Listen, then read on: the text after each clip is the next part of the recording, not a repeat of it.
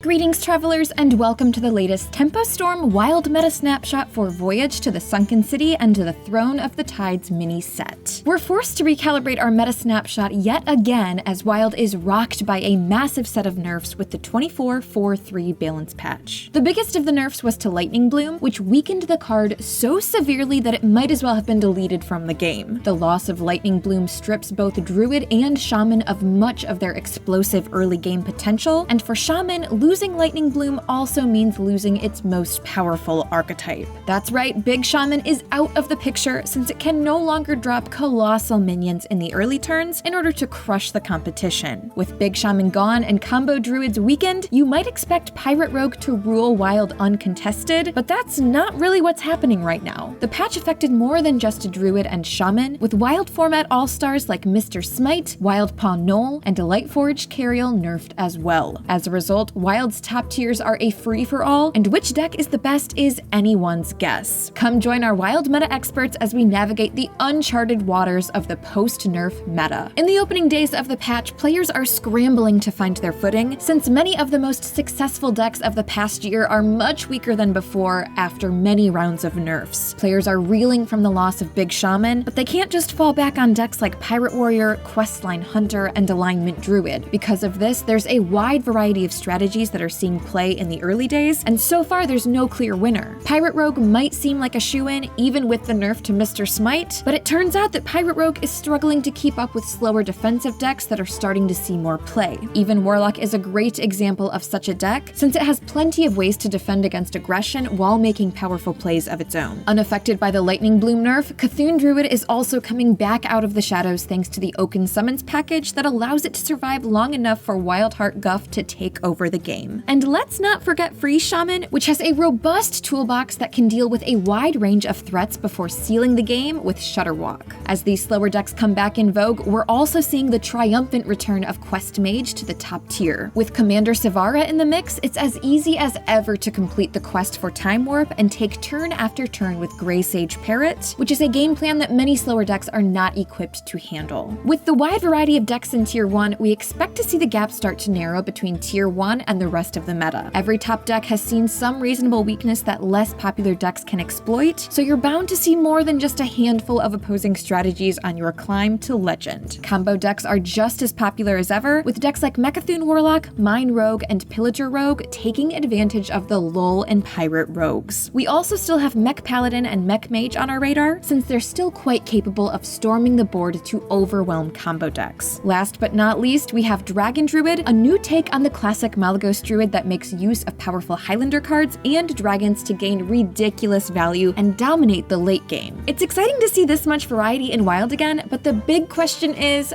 how long will it last? Will one of the Tier 1 decks break away from the pack and become the new meta tyrant, or will a new deck emerge from the shadows to dominate the meta? It may be too soon to tell. We're keeping an eye on how the meta develops. Be sure to check out our full meta report at tempostorm.com, and as always, thank you for watching.